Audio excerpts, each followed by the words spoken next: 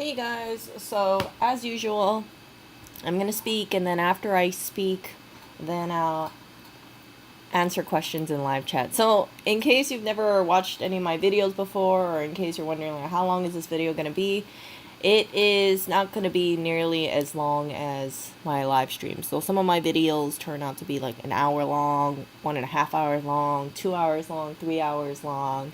But yeah, in terms of what I say initially, it isn't that long. I don't think I can actually speak 1 hour, 2 hours long on a topic. Well, anyway, so I was talking to family in Hawaii yesterday. So, in case you guys did not know, my uncle passed away. He fought a battle with cancer that did not last as long as everybody had hoped. Of course, everybody wished that he was 100%. He would be cured of cancer, but the cancer was too great. So he had cancer all over his body. By the time that he got in the hospital, he had stage 4. By the time they realized he had cancer, this was around February 1st, he was immediately diagnosed as having stage 4 cancer, and the cancer was in his liver, it was in his kidneys, it was in his lungs, it was in his bones, it was in his head, it was all over his chest, and it was so bad that even though he had a tumor the size of an orange on his liver, on his liver or his kidney, the doctors refused to operate because they said he has so much cancer and he's so weak that if they operated and they removed any of the tumor surgically, it would not, they had concerns that he would not recover, or it would be very taxing on his body. So they opted to do radiation first and then chemotherapy. Unfortunately, he didn't get through all the chemotherapy. It really took a toll on him. So for family, I was speaking to them yesterday, and as you guys know, I'm in New York, they're in Hawaii, and everybody came together. So my aunt and my uncle was taking care of my uncle who had cancer, and they tried their best, and they did an incredible job to be caretakers of him. They helped him with feeding, they helped him with bathing, they helped him with, and I know this might seem as disrespectful, but the reality is when you have cancer, you can lose your bowel functions. You can lose the ability to hold your bowel functions or your urination functions as well. But they did what they did because they loved him so much. And I was completely, like touched, because it's like I thought to myself, these are individuals who aren't nurses, and they just immediately jumped into it because their love for my uncle was so great, and it still is great. So my aunt was obviously very emotional because he passed away on Friday night. I spoke to her yesterday on Saturday. And one of the questions she asked me is how I handled, or how I handled when my mom passed away. So my mom passed away in 2008, and I was very upfront with my aunt. I said, you know, I still think about my mom. There are things that I'll see and it reminds me of my mom, and I would love, I would love to just give her a call or ask her a question, but obviously, I can't do that. She passed away, let's say 13 years ago about. And the grief never fully goes away. What you have instead is a new normal. So if any of you have never lost a parent before, or if you haven't lost a dear family member, and you find yourself in this moment where it just feels like you can't, it's surreal and you can't imagine that you lost this person, I would recommend, and this is just from my personal experience, you cannot rush your grief. Because sometimes people think, oh, okay, well, I need to hurry to move on with my life. I need to just, forget about them. They're dead anyway. But that's not how people should think about it. I think that when we have such an emotional connection to our family members, it makes it really hard, or it makes it unbearable to imagine life without them. But in true, if you believe in spirituality, and I do believe in spirits, I do believe in ghosts, I do believe in the afterlife, what you need to do is you need to just think they're off in another world, but hold on to the belief that they're not alone. So let's say your mom died, right? She going off onto the afterlife, it's not like she's the only one there. Your grandma might be there, your grandpa might be there, your uncle might be there, your aunt might be there. There's a lot of good people in the afterlife. And I told my aunt when she was very emotional about my uncle, I told her that I know that when he left this world, he left surrounded by love. He knew he was loved. And I imagine when he opened his eyes again, he was in the afterlife and he saw my grandpa, my gung my mom, and his grandma, and he saw people he had not seen for years. And those people, in my opinion, welcomed him with open arms. So don't think like people who have passed over, they don't, they're isolated. Just because we can't see them doesn't mean that they're not in good hands. I truly believe in the afterlife. And yeah, I hope that this kind of thing, or this kind of conversation, that it helps you, because you will find as you get older, of course, people will pass away. You will be in stages of grief. You might be angry, you might be shocked, you might feel very resentful and bitter at the world. And I can't answer why people pass away early. I can't answer why some people have cancer. My uncle, and I've said this before, he was a really good person. He was so selfless, so kind. He went out of his way to help the family, and he didn't have to do that. He was a very educated professional. He worked for a large computer company, and he could have said, I don't want to help you guys out. I'm busy with work. But he chose to always keep family first. And that is something that, when I was talking to my aunt, I said, this is something that was really special about him. And we both had this conversation where we said, man, we didn't realize how much he did for our family. He was really a rock. He was a pillar. And we always assumed that he would be there. I've never gone through a Thanksgiving without him, because he would always fly in from Ohio, and yeah, he would spend all his vacation time in Hawaii with my family. He could be anywhere in the world, okay? Use up all his vacation time, but he'd rather just stay in sunny Honolulu, Hawaii, spend time with my grandma, his mom, spend time with his brothers and sisters and nieces and nephews. And yeah, he was a really good person. And yeah, so so I told my aunt as well that whatever plans they have, and I told her, I said, I don't want to be insensitive here, but I just want you to know that I know that you have to plan the funeral. I know you have to think about, plot arrangements, but don't rush into it. Don't feel like you have to do everything in one day. Don't feel like you have to have a timeline, because it's important that you do things at the pace that you feel comfortable. Now, of course, right? He needs to be in the ground eventually, but yeah, I didn't want her to think, okay, I need to just do this right away.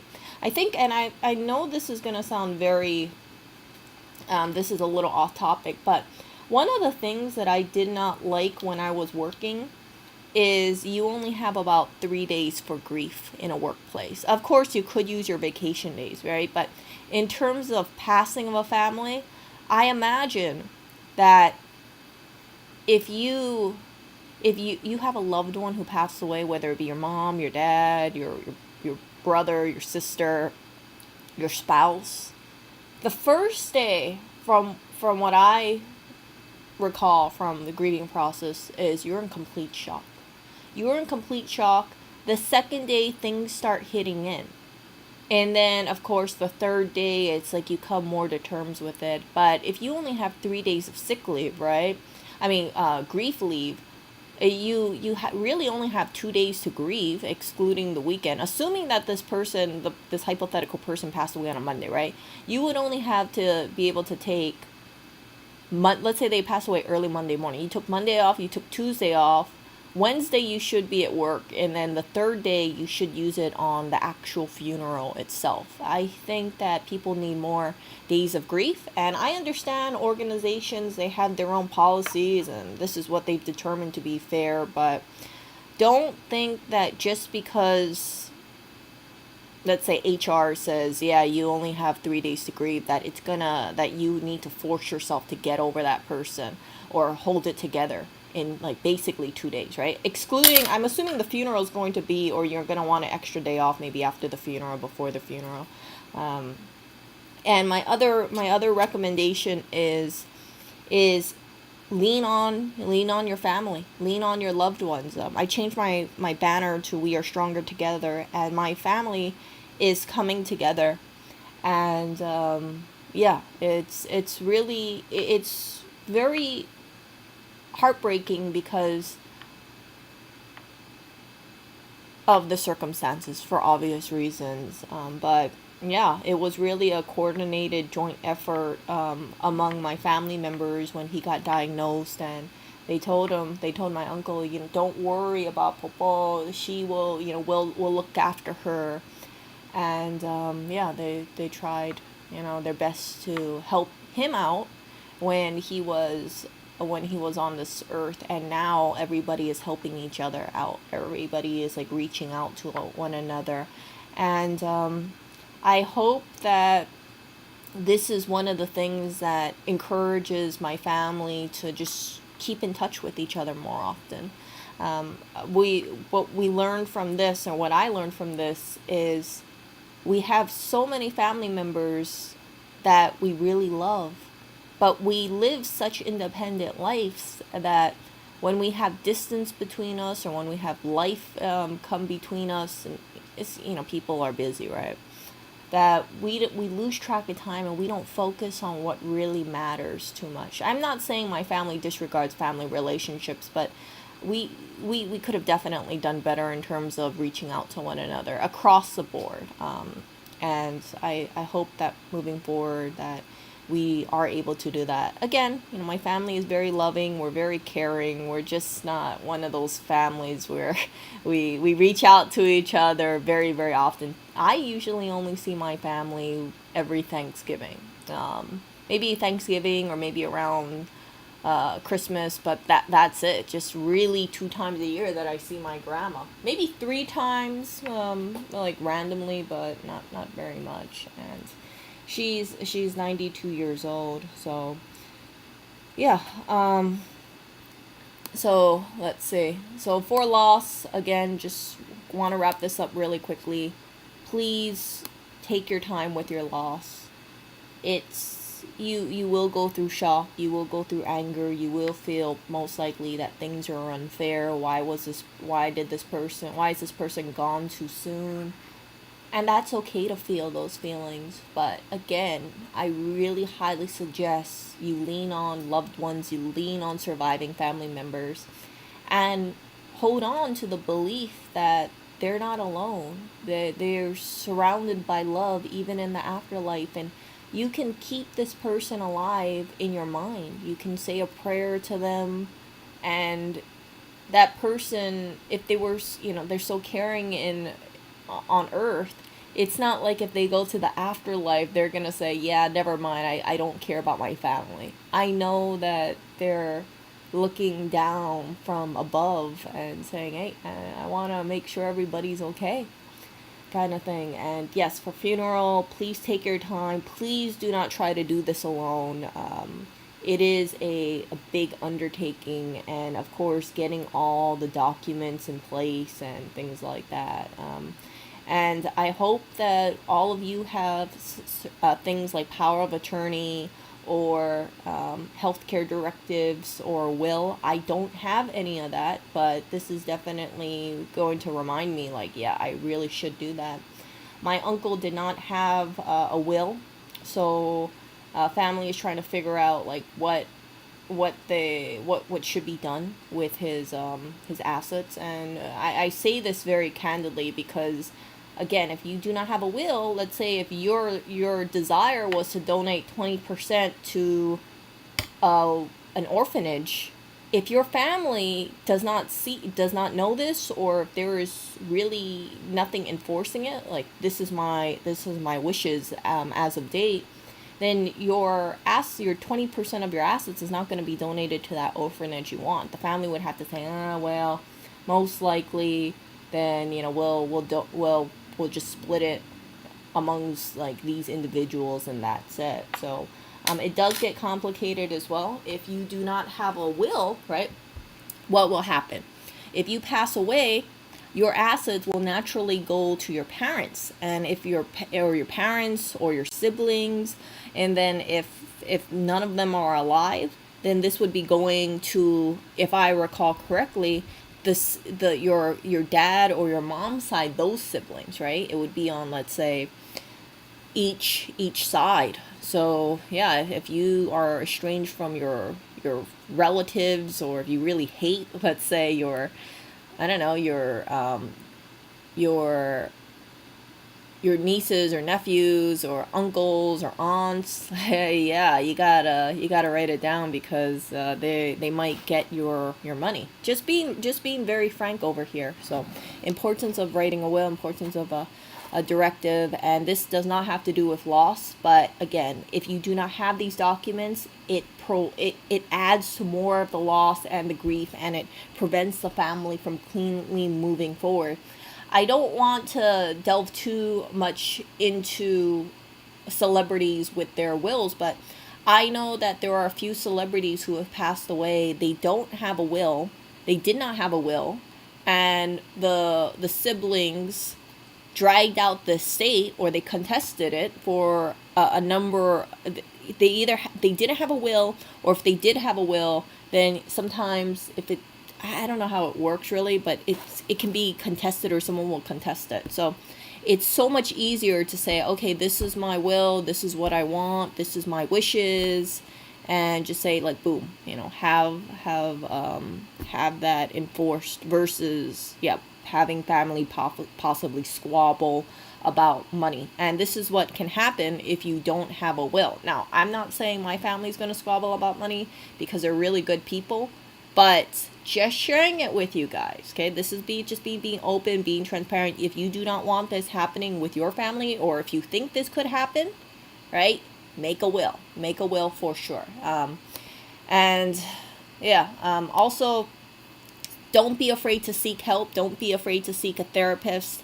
I had to see a therapist after my mom passed away, and it helped me so much. I really believe strongly in taking care of one's mental health, being open to seeking help. There really should be no taboo about mental health, right? If you break your leg, what do? You go to the hospital. You go to a doctor. You want to get fixed.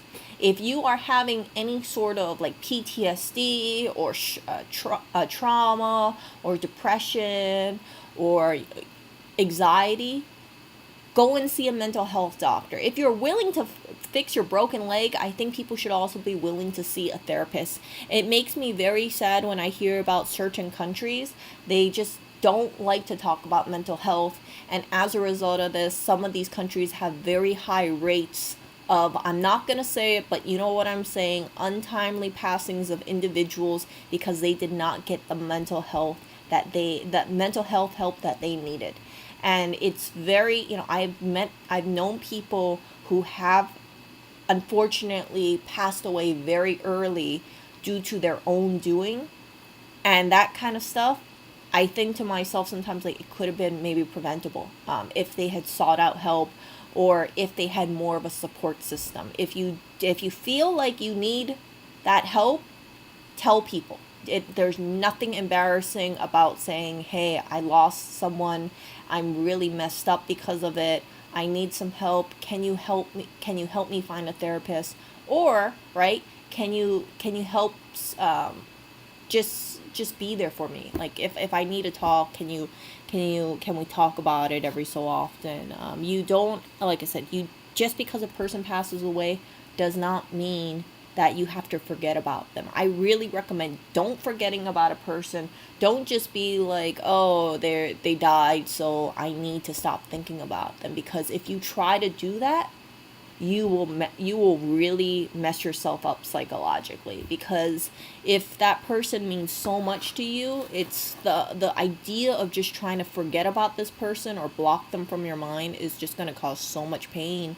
You're gonna think like, oh, this person meant so much to me, and I thought about it all the time, and now I'm supposed to not think about them. Do not stop thinking about them, but frame it in a way that it's less emotional.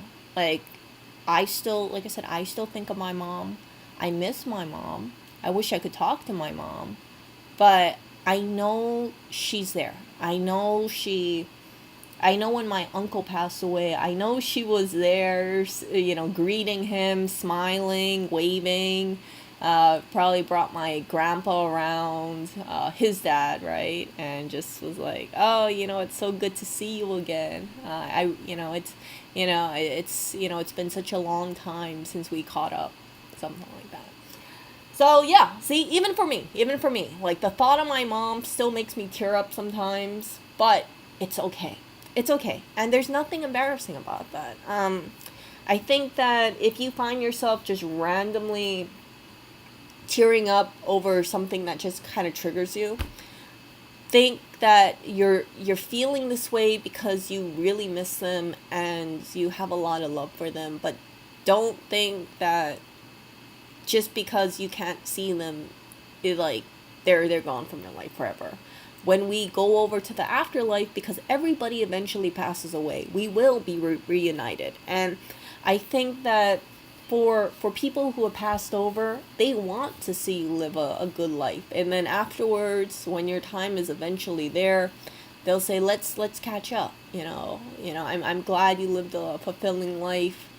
And yeah, well, that kind of stuff. So I've said this before, but I don't fear death. I don't fear death, but I hope I live a very long life, 85 years old, 90 years old. That's my hope. Yeah, I want to make sure that every person, because my family is so close, right?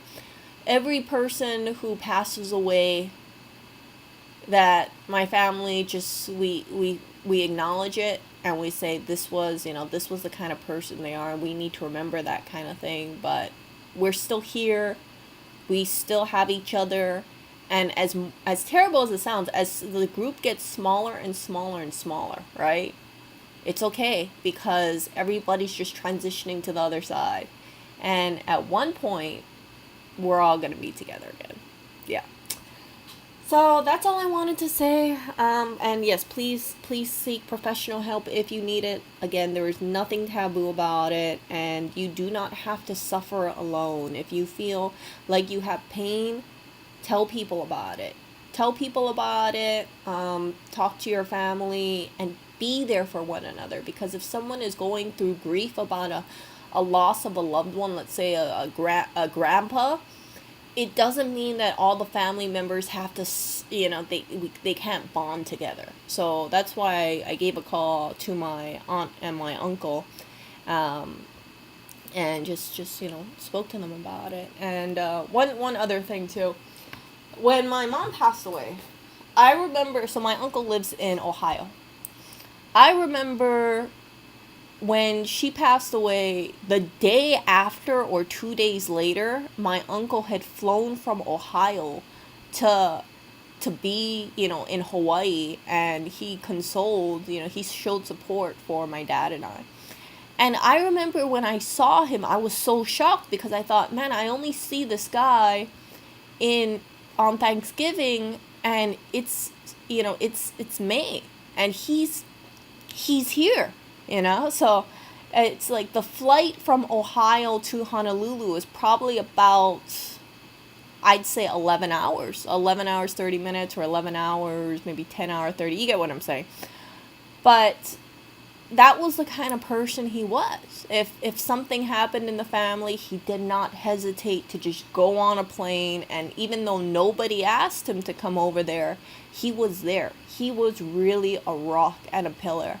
And yeah, when I was talking to my aunt yesterday, we said, wow, he really did so much for the family, and I don't want to say we took it for granted, but we didn't realize how much it was, because we just got so used to it. So if you guys, I hope that by sharing this kind of stuff about my uncle, you guys think about it, and you say, like, man, do I know anybody in my life who also displays those kind of characteristics? Reach out to them, thank them impromptu, just out of the blue, and say, man, I just want to say thanks for always being there for me, or, thanks for thanks for helping me out when I was like in a rut, because it means so much to me. And yeah, that kind of stuff. Like, I wish, I mean, like, it's like, I didn't, when that happened, I didn't think about, thanking my uncle, because it was just, I didn't focus on that kind of thing. But now, 13 years later, I think back and I'm like, yeah, my uncle was just an incredible person. And that's what makes the loss of losing him even more painful, because he was really a good person. That's why it shocks my family that a guy who was the most fit out of everybody in the family, I mean, this guy was working out every day. Not saying my family is overweight, but just being very frank here, we are more like we'll focus on ourselves, we'll focus on our relationships with each other, we'll focus on enjoying life than hitting the gym. For him, he had a great position in a company. He had worked there for over 15 years, over maybe 20 years. And he was like a senior-ish person in the company. I don't know his position exactly, but I know he was definitely up there in his field. But even though he had all this stuff, he still had family first. Again, with his position, with what he was doing, he could have just said, screw family, I'm just gonna enjoy my own life. But he was so unselfish. He was so unselfish and really a great guy. And yeah, so for him being that picture perfect of health from the outside in, like Thanksgiving, everybody else is kicking back and we're drinking, let's say diet soda, and we're eating turkey and carbs, and we're all like, yeah, we're, some people have a belly. I know some people are going to look at this and they'll be like, oh my goodness, so horrified. But again, just like an average person. And I know some people are going to be turned off by this thought. Like, what? You guys aren't all working out all the time? Really? You're not like your uncle? It's like, no. Like my uncle was just, he was just like the whole package. He was, and everybody agreed in my family. We're like, man, he's tall, he's good looking, he's educated, he has a great job, he has a house, he has his, convertible Mercedes, but he lived a bachelor life, and we were just kind of like, yeah, oh goodness. But yeah, he was just a bachelor for, I don't know why, but yeah, I think he was about 5'11" or so. So a 5'11" guy with a great like jawline, great broad shoulders, works out, well spoken, again, highly intelligent, very warm and friendly. Yeah, it was just one of those things where like, yeah, how come he isn't dating anybody? Just yeah, but I think everybody, I don't know, like I know that yeah, we just kind of thought like maybe he just hasn't found the one or so, but we never met anybody he was dating, but we did hear that he was dating people. He just, I guess he just didn't want to bring them over for family. Who knows? But yeah, he was very, very loved. He had a lot of friends. My aunt says that so many people have been calling up and just offering their condolences, and he was a really great guy. So I'm gonna focus on remembering my uncle for the kind of person that he was, and I think he's gonna serve as inspiration for my family moving forward. That wow, this is how he was for the family, just always family first, and we really should be more closer as a family, and yeah, like just all the stuff that how unselfish he was and what he did to help people out. And I'm not talking monetarily, I'm saying with his time. It's just like, oh, nobody else in the family is would go on a plane 11 hours just to, I think, visit someone impromptu. But that's just my take on it. But yeah, that kind of stuff. So I'm gonna remember how he lived. I'm gonna remember what kind of person he was, and I know, like I said, he's in really good hands in the afterlife, and I can't wait till one day. I don't want to say I can't wait, but I look forward to the day. Hopefully, when I'm an old woman, I can I'll see my mom again, I'll see my uncle again, and I'll see everybody over there. You know, the people that left too early in this life, I would love to just talk to them again. Okay, you guys, I'm going to read live chat really quickly.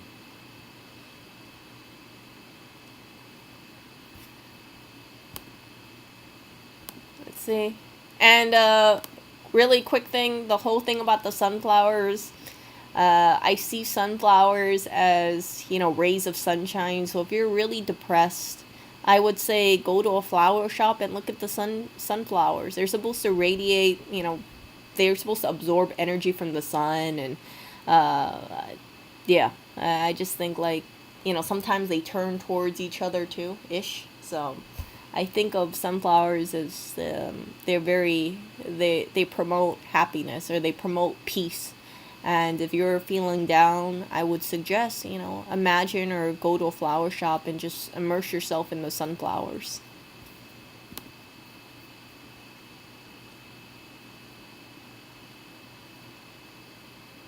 So I'm gonna read chat. Oh my gosh.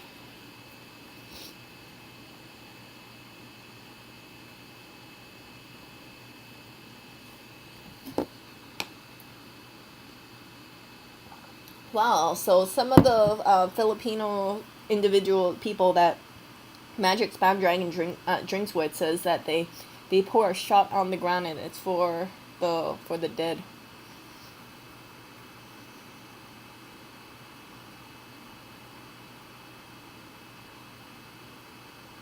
Um, no, I mean, like, I don't have to speak to people face to face. I think that, you know, I can speak to family on the phone, and that's totally fine. I feel like even though I'm 5,000 miles away from my family, it doesn't mean that I'm isolated from them. I'm only isolated if I'm, let's say, not in the loop of certain things. And that's one of the things, like, I don't want to say, like, I was caught off guard, but I was, because I knew he was getting treatment. I knew that he was in the hospital, but I did not know how bad it was getting, because my dad didn't tell me. Nobody else gave me a call, so I thought, oh, he was just, you know, just going he was just getting treatment, kind of like if you break a leg. This is the way I saw it, right? You break a leg, you go to the doctor, and then they cast you up and they say, okay, just wait, 6 weeks, see how it is. So that shows you how I view cancer. I did not know how cancer was, because with my grandma, when my grandma passed away in 2001, I was about, let's see, 2001, yeah, I was about what, 12 years old, 12 years old or so. But she was in a nursing home for about 1 year. So a lot of the time, around the time that she was getting a lot of this treatment, it was around when I was like 10, 11. So I didn't, and I know that she didn't have, or at least I wasn't aware of, like, certain incontinence issues or certain, pain issues. I had no idea how debilitating bone cancer can be. I've heard about it, right? But it's like, to hear about when you hear about someone getting bone cancer, and let's say they had to get a bone removed and put a titanium or sort of rod in their clavicle, you think like, oh, okay, well, maybe it's like getting a hip replacement. It sucks, but yeah, maybe you just swap it out. I did not know that a person with bone cancer would be in so much pain. So my uncle had a fentanyl patch. He was on morphine. He was on like the strongest stuff. And even then, it did not, block out all the pain. He was in so much pain, even with these medications. And he described his feeling like his bones were cracking. So if you have bone cancer, you can look up the images for bone cancer. You can end up with like holes in your bones. It's basically your bones getting thinner and thinner, or having these gaps in there, and it was excruciating pain. So having that conversation with my aunt, it was just eye-opening, and I thought, frick, if I had known. But yeah, I was just like, looking back, right, I could have said, okay, in Hawaii, how's he doing? But I didn't do that, because I thought, okay, well, he's doing chemotherapy or radiation. I'm assuming it's going pretty straightforward. Like I said, I thought of it like he's getting a cast for his broken leg. So yeah, because when my grandma had chemotherapy and radiation, she did not, like, she had bouts, but she had a pretty good quality of life. I'm not kidding you, for over 2 years, because she had lived with my mom and my dad and I saw her walking around. Yes, she got surgery on her brain to remove the tumor, but it wasn't like she could not sit up. It wasn't like she could not walk. So it was very eye-opening to me, and I thought, wow, okay, so my idea of him getting chemotherapy and radiation was completely wrong, because I was basing it on what I remember from my grandma.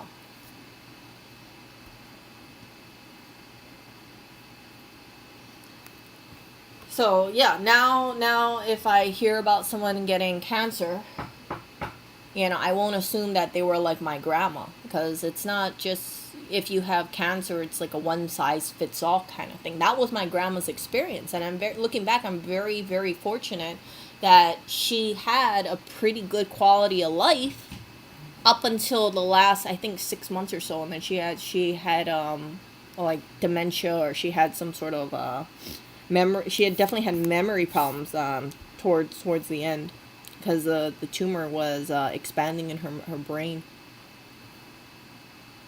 I don't know when I'm going to be seeing family. So, like I said, I told my aunt, I know that you're going to have to go through this process. Just keep me updated. I'm not going to say, okay, well, give me a date by next week, right? I just said, like, when you guys figure exactly what to do, or when you have that date, let me know. And then I will fly over to Hawaii. And they asked me, my aunt asked me, oh, how long are you planning to stay in Hawaii? And I said, probably like 2 weeks or so. And she was like, that's it? And I was like, oh my goodness. Like, I haven't seen my family in 2 years, I think, right? Close to 2 years. So they're probably thinking, like, you're only going to stay here for 2... Oh, gosh, you guys.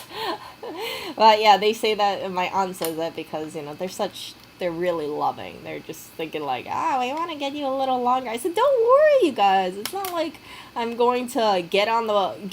I'm gonna get on the plane and go to the funeral, and then 1 hour later, okay, you guys, see ya. Yeah, talk to you later, alligators. Like, no, I love my family so much. And I think that's one of the reasons why it's like I truly value my family, because there's just so many good people in my family, so loving, so caring. And I think that's why my uncle, right, was kind of the way he was, because from what all accounts, from what I heard, my grandpa was very unselfish and very loving. So this is my uncle's dad, so his father. I remember hearing a story where, and I might remember parts of this wrong, but my aunt wanted to go to college, I believe, or go to schooling in the United States, and my grandpa gave her, a large sum of money, and to go to the United States to help pay for her education. And she was shocked. She was like, what, this is so much money. Why are you giving me so much? And my grandpa's reply was, he entered the world penniless, and he is going to leave the world penniless as well. So he rather spend his hard-earned money on family, on helping improve the lives of my aunt. And yeah, it really touched her. So my uncle, my grandpa was a very humble man. I did not ever speak to him, just because he speaks Chinese and I don't speak Chinese. I don't speak Cantonese. But from all accounts, from what I was told, from people at his funeral, they said he was very loving, very kind, always thought of family, always put family first.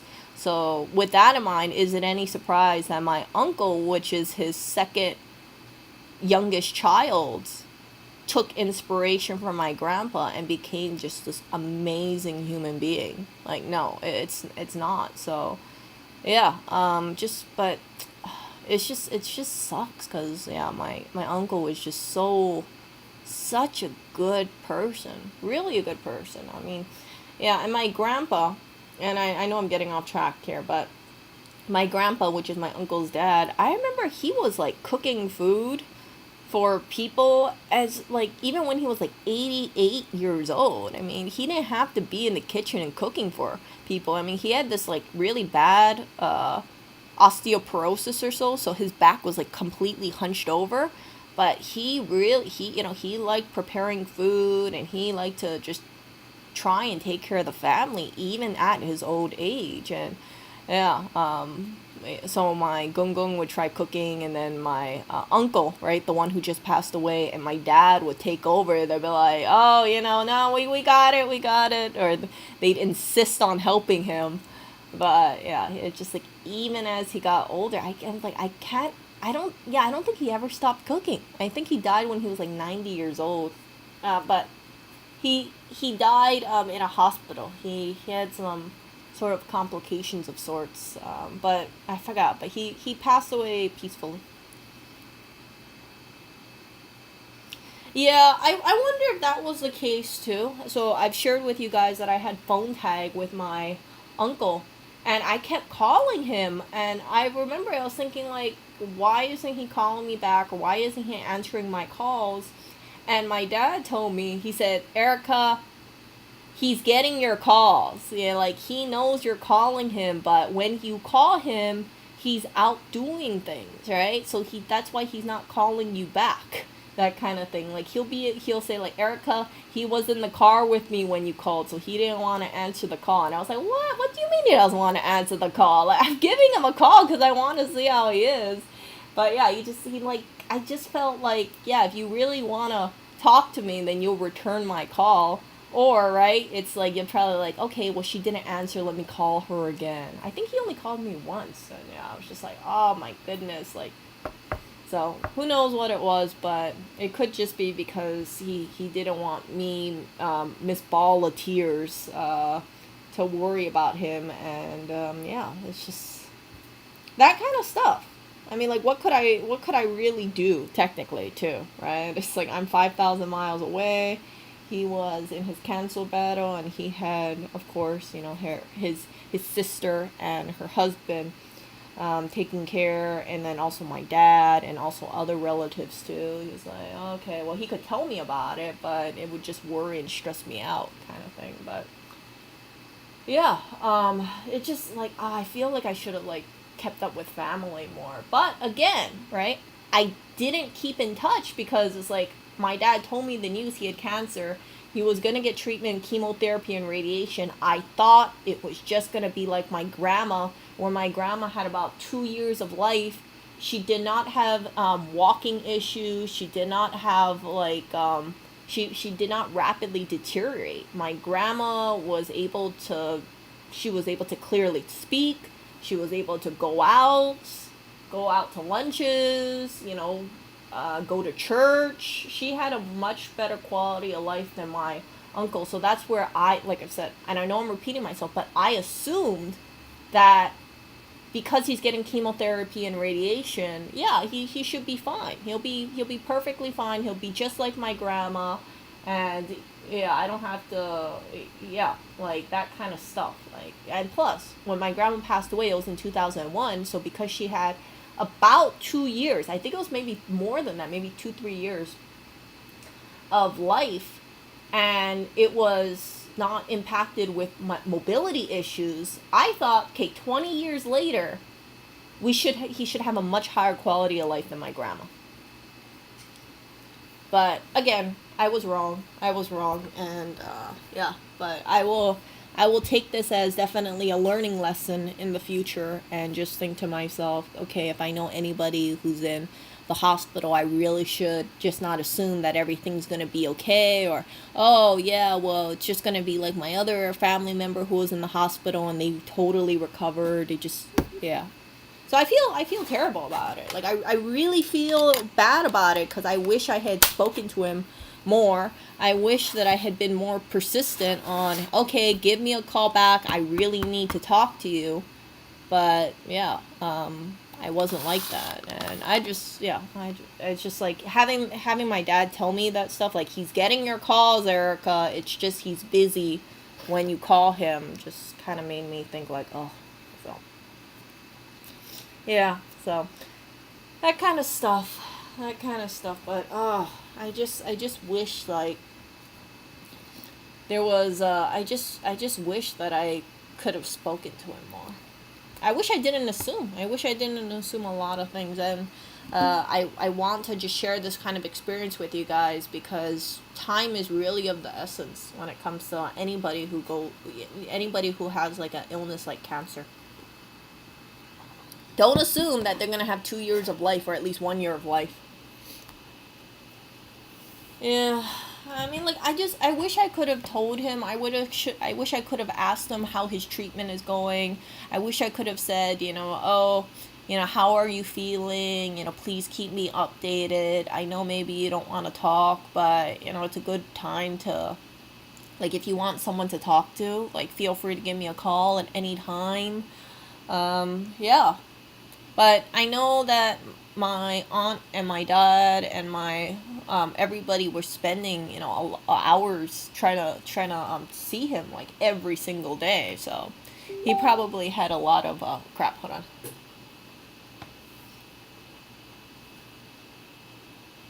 Hold on.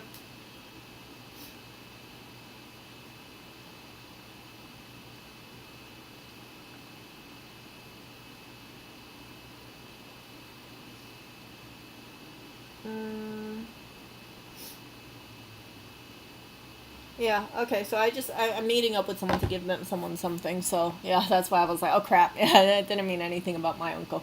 But, yeah, just, yeah, so everything that, I just feel like I could have been more, I feel like I should have talked to him, I really wish I could have, and then just kind of check up on him every so often about his journey. But from what I was told from my aunt, he was in so much pain that he would just groan and moan a lot of the times, and he wouldn't even really want to talk, because yeah. And the other thing too is it was really hard to understand him as well. And that was the thing that really, like, I thought to myself, like, really? And she's, because I told you guys, like, I tried about 3 weeks ago, I think it was about 3 weeks ago, I had a very brief conversation with him. Like, I'm talking 1 minute long or so. And I remember when I heard him on the phone, I thought, like, I can't understand him. Like, he sounds so slurred. And I just had like these warning bells in my side. I thought, oh, well, maybe he's like, maybe he's under some sort of medication. Maybe that's why he's slurring. But I just told him that, we love you. I love you. We care for you. We all pray and hope that you get better. I'm praying for you all the time. And yeah, he said something and I couldn't understand him. I have no idea what he said, but according to my aunt, it got to a point where she could not understand him very well. So imagine being a highly educated individual and you have these words that you want to say and you try to say it and nobody can understand you. So I asked her, I said, well, why don't you give him a keyboard or give him an iPad or just tell him to write things out? And she said he could barely move his hand. Barely. So he can't communicate via talking because she can't understand him. And I couldn't understand him either. He can't write and he can't type either. And yeah, it's just heartbreaking, So it's like, I imagine like that must have been a total living hell for him at that point in time. But yeah, yeah, just I'm sad that he passed away, but when I heard about the details of what kind of condition he was in, how he felt like he lost a lot of his, how he did lose a lot of his mobility and things like that. It's just like that kind of stuff is just very, very painful to just even think about, just to like imagine like he was going through that kind of battle and just like the psychological kind of issues from that.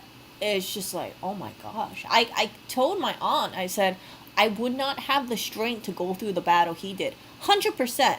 If I was in that kind of position, I would look into doing death with dignity. I mean, like, yeah, it's just like, I can't imagine living a life where I feel like I would be losing control of my body. And that's why I think he was like such a warrior, because even though he was going through this, like, he still soldiered on. He felt like, yeah, maybe he could get better, but it just got to a point where the cancer just ravaged his body. I believe strongly he died from organ failure because of the tumor. So it started messing with his digestion. It started messing with, of course, his lungs. It was his kidneys, his liver, his bones. He could not walk. He lost a lot of weight, and yeah, it's just all that stuff. But yeah, so knowing he was in a lot of pain and stuff, I'm sure he didn't want to hear me, him having to rehash his whole freaking treatment with me, or just, me being all like, oh, how do you feel right now? Oh, you're in a lot of pain. What can be done? That kind of, I imagine you would get mentally exhausted after a while, right? Because it's like you have so many different family members who's all like, oh, I want to be in the loop too. And yeah. So there were family members, but, they all kind of just like kept in touch with each other. But my dad knew everything. My dad knew a lot of the stuff. He just never told me about it. I don't hold it against my dad. But yeah, I just wish that I knew what was going on more. That's all. While this was going on, and like if I had known that he was like not doing so well, or they felt like he would be passing away soon, I would have immediately took a plane out to Hawaii.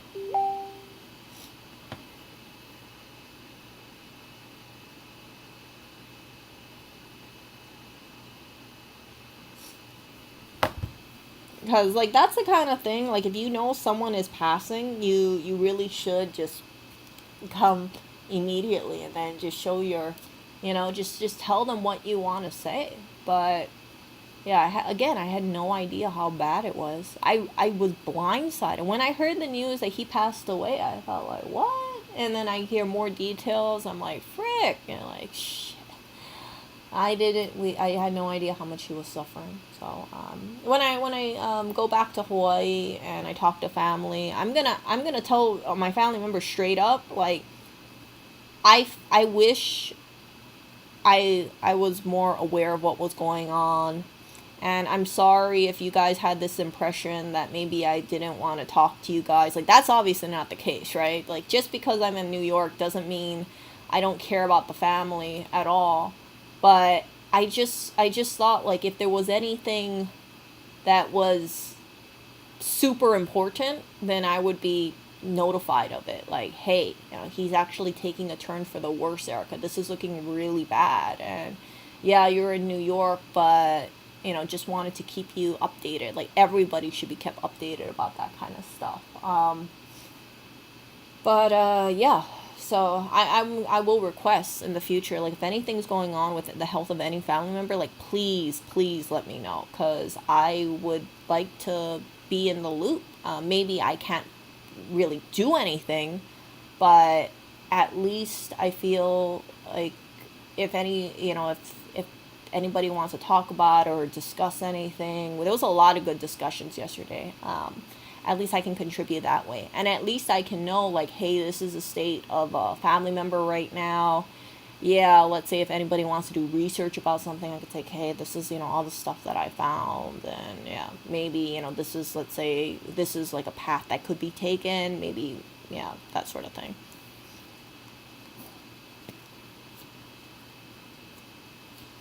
Have you considered making an early trip out there to spend extra time with family? Oh, no, no problems, Magic Spam Dragon. I right now I'm kind of in a I feel like I'm kind of in a limbo right now, because oh, no, don't apologize. You're living your life. You live your life. You can always rewatch my streams at a later date, seriously. Yeah, live your life. Don't worry about timing or being apologetic for my streams. I rather have you do what you got to do and then watch a replay of the stream than feel like, oh, I need to apologize because I missed the stream. Like, no. Okay. um, but yeah, so I know, Lewis is going off to Disney World and the beach in Florida, and he, he wanted to take a vacation over there. Now, I did not want to go via. So initially, right, he told me that he was going to go on vacation with his friend and the friend's wife. And I said, "Oh, okay. That there's nothing wrong with that, right? Like, I know some people, they go on trips with their friend." And then later on, he told me I should come to Florida and then we can go to Disney World together. But he wanted to go via car instead of airplane because he doesn't like the TSA. He really dislikes waiting for TSA. So I told him, I said, yeah, I don't want to travel with you via car. And I know people will criticize me and say, Erica, you sound very high maintenance over here. But my car sickness is really no joke. I kind of get embarrassed about it. And it's like, I don't think I'm good company when I do get car sick. So for instance, right, if you guys are not familiar with car sickness, you feel very tired, dehydrated. You'll see, if you saw like some of the streams, you'll see me sleeping in the car, and it's not because I'm just being a total what, but it's because my head hurts and then I get sleepy. So, but I know in the streams, like, people see me and they're like, Erica looks like she has an attitude problem. I'm like, I don't have an attitude problem. Like, just imagine you have a headache and you're tired and you take a nap, but it doesn't look good on camera for sure. So that's the kind of thing, like, I was a little apprehensive about because of that. So he goes off to Florida, and then he drives there. He gets to Florida, and he goes, he asks me, when am I going to come? And I tell him, I look at the weather and I see it, and it's like I see it's like going to be thunderstorming in Florida. And I just think, like, crap, whenever I travel, it's always sunny, right? I never have to worry about a thunderstorm. So I'm thinking, like, I don't really want to travel in a thunderstorm just because it makes me a little anxious. And yeah, so I was planning. I said, hey, you know what? It looks like it's going to clear up around the 13th, and then I can swing by over there. But I know, right? It's like now's the 6th. Him being alone in Florida does not seem good because it's like, well, why are you waiting an entire week? But that was my thinking. I thought, well, I don't mind going to Florida. I just don't want to deal with the thunderstorm thing. So that conversation was about 3 days ago. And then yesterday, I found out, of course, my uncle passed away. And now it's like, I know he wants me to go to Florida, and I understand it. Like, it's because he wants me to see Disney World with him. But yeah, it's just like, I know it's just seeming like I'm being a total you know what, because it's like, well, why do you rather just stay, or why does it appear like you rather just stay in New York rather than hop onto Florida? But yeah, I said, like, I have these concerns and worries because if you're going there with your friend and your friend's wife, and I am not in the best mood, not saying like I just want to be miserable, but because it's like I kind of think in the back of my head, like, crap, I'm thinking like, okay, well, when is the funeral gonna be? I don't. It's just like, I know people would say, Erica, just let it go, just forget about it, just enjoy yourself. But I have this kind of thing where it's hard for me to do that, just because it's kind of fresh too. And I know people will listen to this and think like, Erica, that's such a cop out. You're just full of excuses. But like, yeah, it's just like, if it was after the 13th or so, right after the thunderstorm, then I thought like, okay, well, maybe the 13th, and I don't have to. I was actually looking into an Amtrak too, but yeah, and then my uncle passed away. So from what I was told, like, yeah, it's like I could just go to Florida and then hop back to Hawaii when I hear about the date. So just drive around Florida, go to Disney World, or I don't know, check out like basically a road trip around Florida. And then when I get the phone call, like, yeah, okay, we got the date to go to we have the date for the funeral, and then I can just go back to Hawaii. But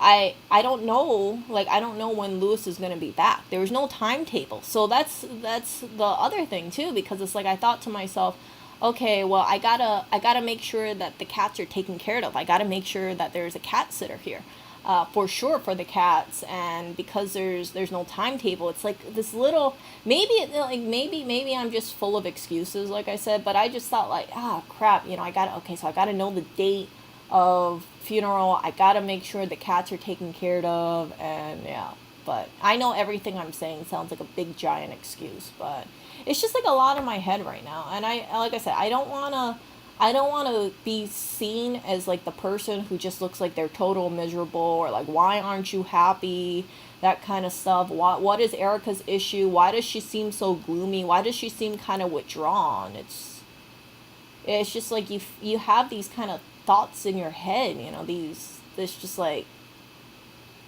this thought where it's like you just want to like take a step back, kind of thing. But yeah, maybe I'm being really, self-centered and selfish by stating it like this, but it's true.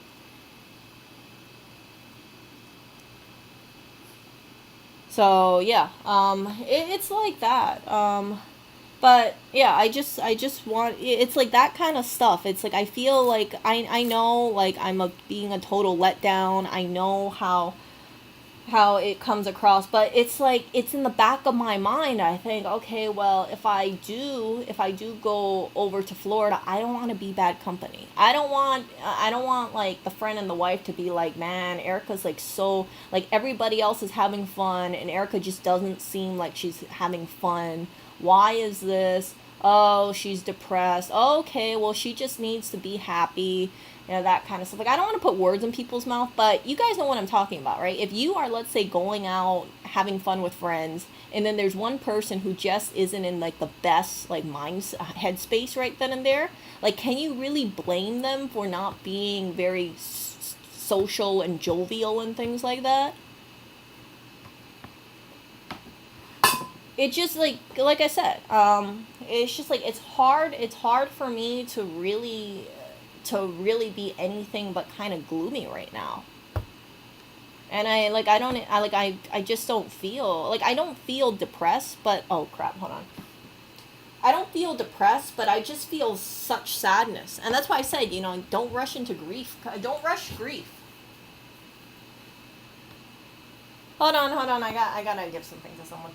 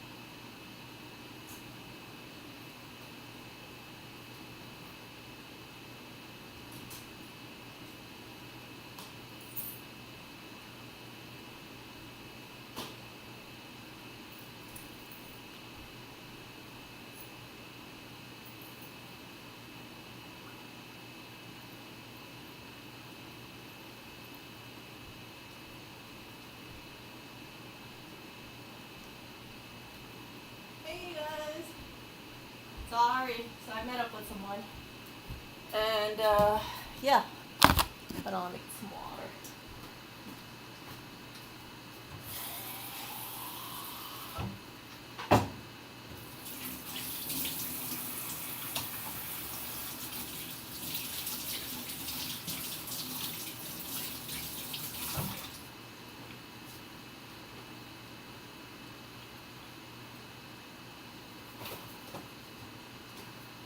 Okay, so let me re-chat over here. Oops, let me charge my phone.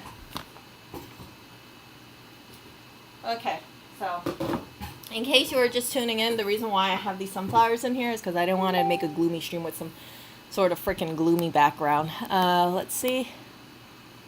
What is this? I have a message. What is this?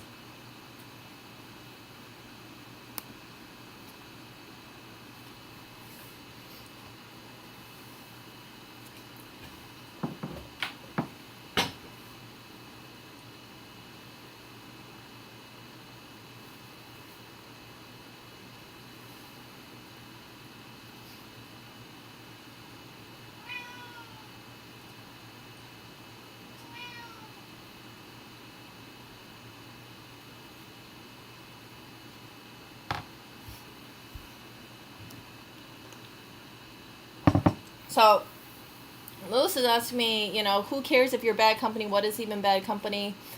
I just feel like, if people are in a good mood and I just seem like I'm a little gloomy, like that affects it. It's like, for instance, right? Let's say you're going to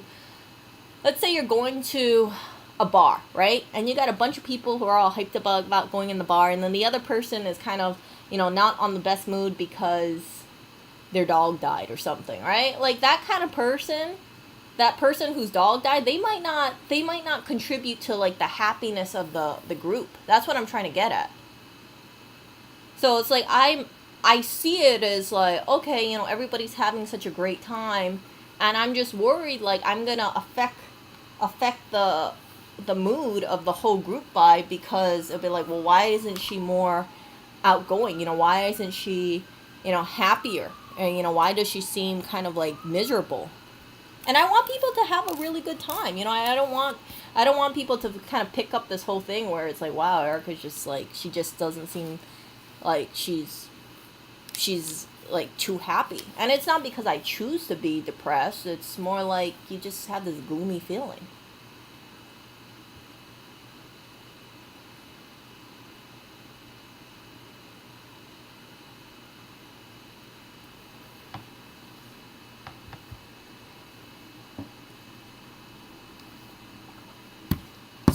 So I mean, I just went on a vacation with you not too long to Jessa's place. So it's not like I refuse to go traveling.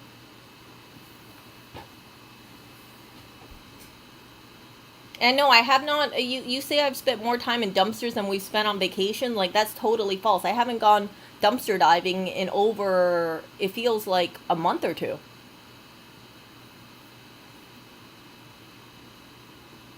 So don't make it sound like I spend hours upon hours dumpster diving, because I don't.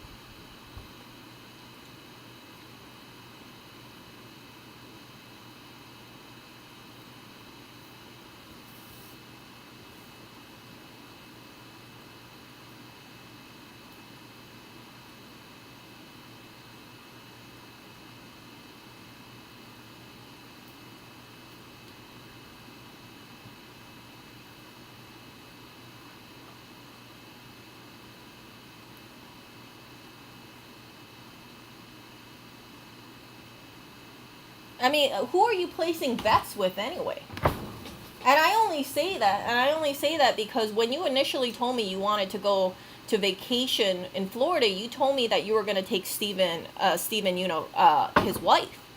So I said, oh, okay, just like have fun with that.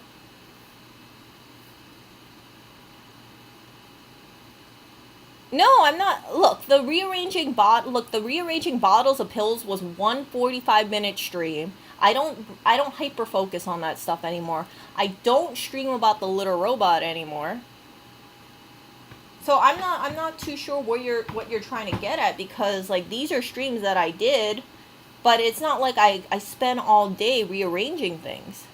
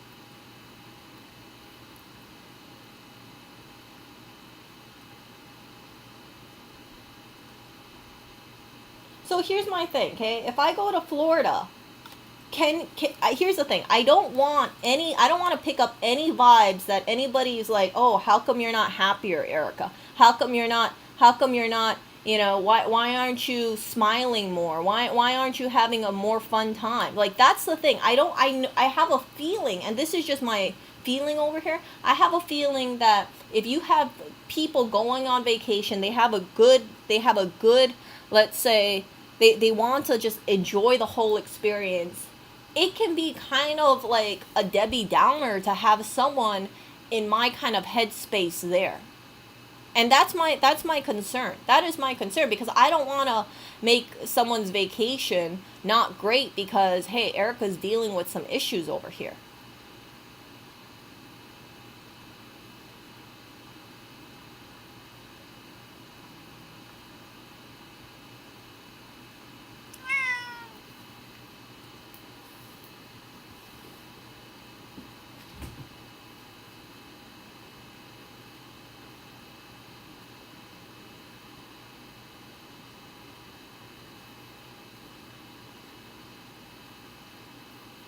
The person that okay, so Burrito Wrestler says, Erica, the only person you really need to keep happy is Louis F. Everyone else. Look here, I'm gonna say this. The person whose happiness I need to take into consideration in terms of mental health first is my own. So I don't want to just be like, oh, okay, well, let me just do this because yeah, because I have to keep Lewis happy. Like, no, I need to make choices that I feel like, hey, if I do something, then I feel like, oh, I'm not going to be like one of those Debbie Downers. Like, that's my big fear. And I know people are going to say, like, hey, let's take bets about, let's see how miserable Erica is. But it's not, like I said, it's not like I'm 100% is, just thinking about like, oh, okay, I just want to be miserable all the time. That's not it.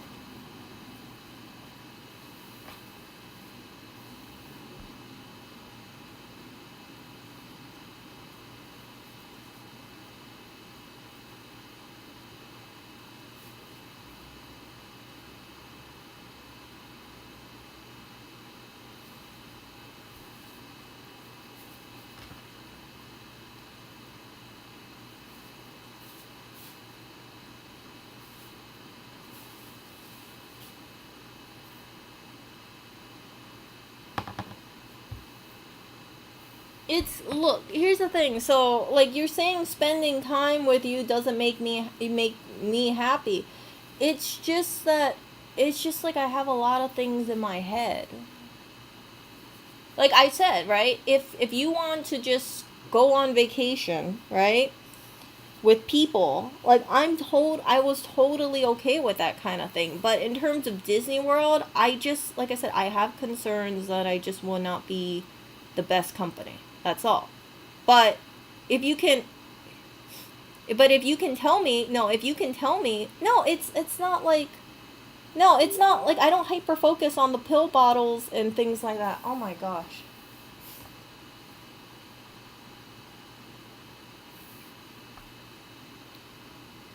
No, it's not. Oh my gosh. So, okay, so here's the thing, right? The whole organizing pill bottles, the replacing drapes, the whole litter box thing, that whole thing was because I wanted to make the place look nicer. And that was it.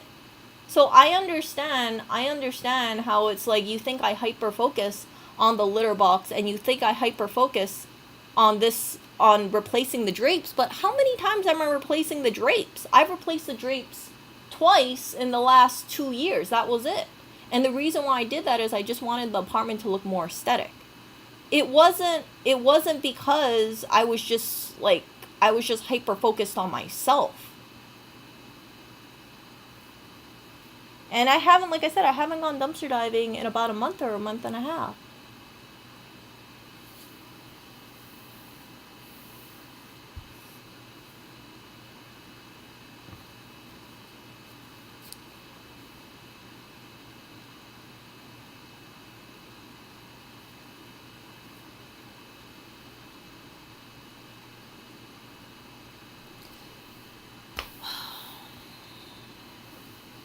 Okay, so that's all. Um, I gotta end the stream, you guys. Yeah. So I'll talk to you guys later. It's just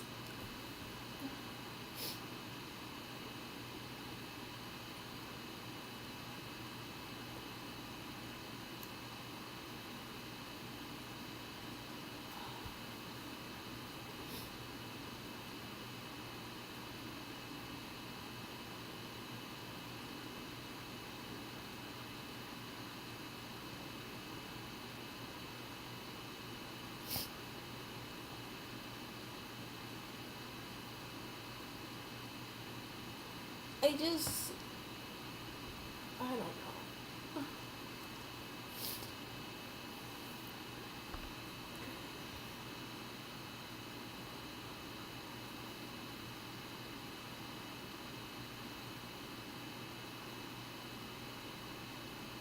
Yeah. Yeah. So yeah, it's just like, so like I told you guys, the whole reason why I got into organizing, the whole reason why I hyper focused on this stuff is because I wanted to make the apartment look nice. He said he hated living in the apartment, and I said, okay, well, let me try to make it pretty in the meantime. And it's like I tried and I tried to make it more organized, and that's why you saw me do these streams about these pill bottles. And that was only one stream, okay? I know if someone's looking at this, they probably think Erica's OCD, but once I had the system in place, I just maintained it. So I don't spend hours upon hours reorganizing pill bottles every day because it's like I already know what place I want to put it in. If I take a pill bottle out, I just say, okay, I'll put it back in the position that it was in, and that's it. So that kind of stuff, it's like that took time, and I told, I was very upfront. I said, I do this because I just wanted to make things better. But yeah, in that time that I was doing all this stuff, I could have, I admit, I could have spent that time with Lewis instead of, let's say, spending 45 minutes on the pill organizer. But I thought, like, okay, well, let me try to make it look nice because that way, whenever I look at it, it looks organized as well, too. So it's not like I spend hours upon hours upon hours doing this kind of stuff. It's just like I see it as this little project that I wanted to do. And like I know how it can come off is like, you're very like I can be considered, and this is like I try to see all these things, right? It's like, okay, Erica, if you're focused on this project or so, it's like, well, why do you care more about that project, right? And I just thought, like, okay, I just want to do these like little things, but that's it. But yeah, so it's just like that kind of thing. So I was trying to communicate, like, it's not, it's just because, like, I wanted to make this place look nicer. I wanted him to enjoy the place more, and I wanted to enjoy the place more myself. It was nothing to be disrespectful, and I've said that, like, several times. I never wanted to be disrespectful about what I was doing. In fact, I've said very openly, like, yeah, I failed a bunch of times, but I kept trying. And yeah, but when it comes down to it, right, it's like, well, why would I rather, like, it could be perceived as like, why would you rather stay in New York than go to Florida? And it's like, I said, like, look, I don't have any problem with going to Florida, but I just didn't want to go by car. And if you look at my search history, I was looking up Amtrak viewfinder carts the night before I got the news that my uncle passed away. So I thought, like, okay, well, you're right. Maybe I can go on an Amtrak instead of, um, instead of flying if I'm really concerned about the thunderstorms. But it's like, like, the time is of the essence kind of thing. And yeah, I didn't really keep into mind that he's been in, I think, Florida for 3 days or so. And I'm still in New York. See? So that kind of stuff. But yeah, it's just like, I thought of it like, okay, I'll just take it easy for now, and yeah, just have this kind of like conversation when I hear more news about things. But yeah, now knowing that I don't know when the funeral was going to be exactly. Yeah.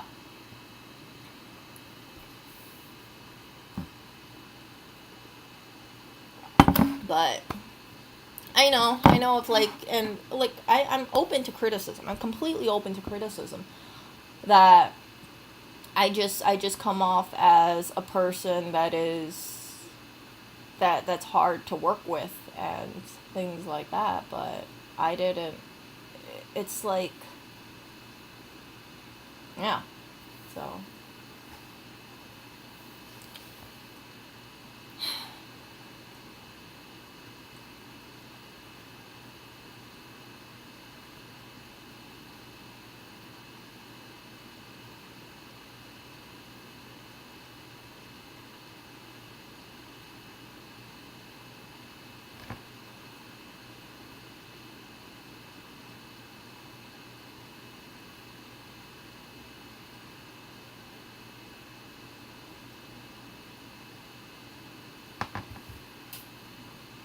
So, yeah.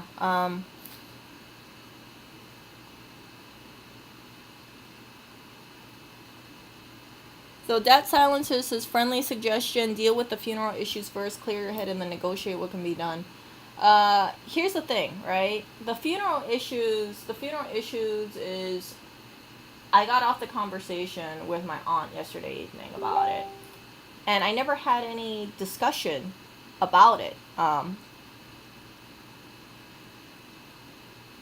I never had any discussion about it because I was just thinking, like, okay, let me make this stream first, that kind of thing. But I just, yeah, I mean, like, right now it's 12 p.m., but yeah, I just thought, like, I'd make a quick stream about that kind of stuff, or just dealing about loss, and it turned into something else.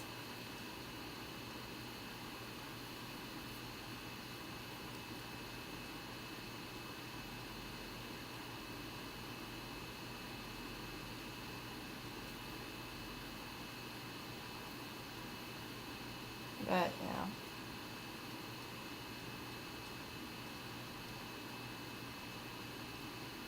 I'll ask you guys for advice. And I know people say don't ask people for advice on the internet, but that Tyler gave me a suggestion. What does everybody else think I should do? Because I don't want to be preachy over here. I'm totally open to hearing from other people.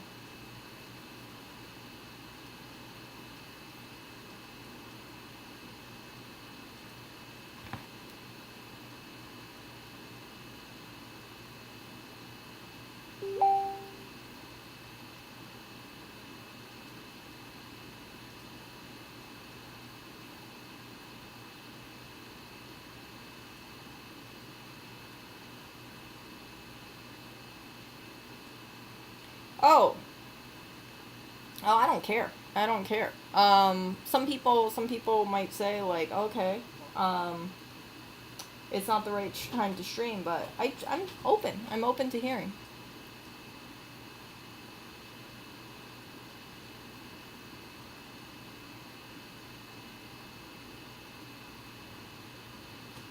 Focus on the funeral. Keep all options open after that. Yeah.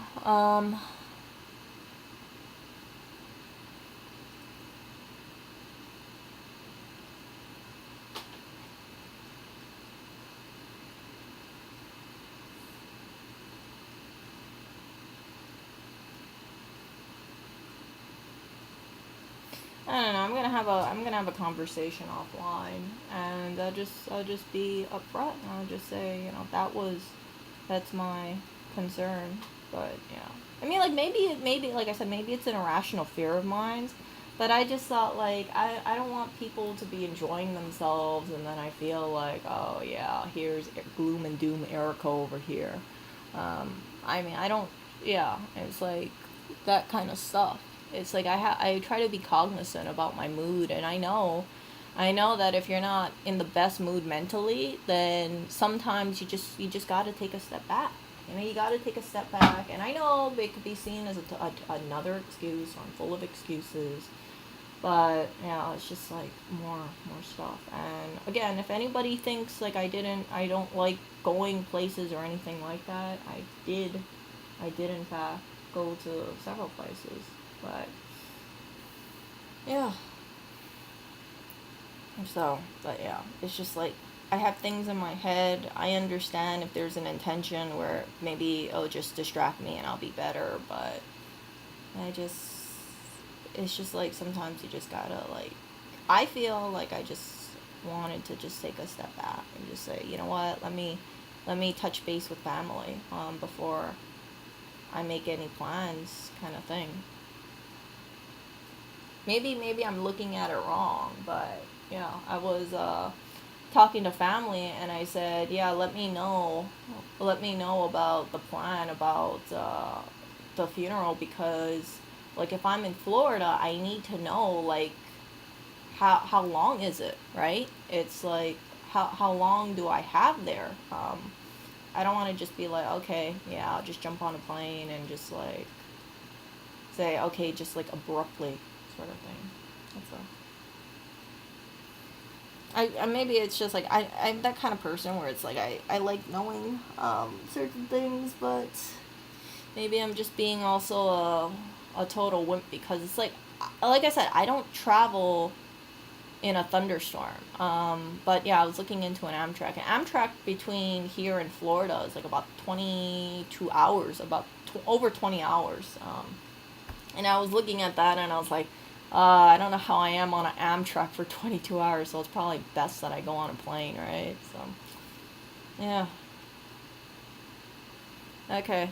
So, yeah, I gotta get my stuff together.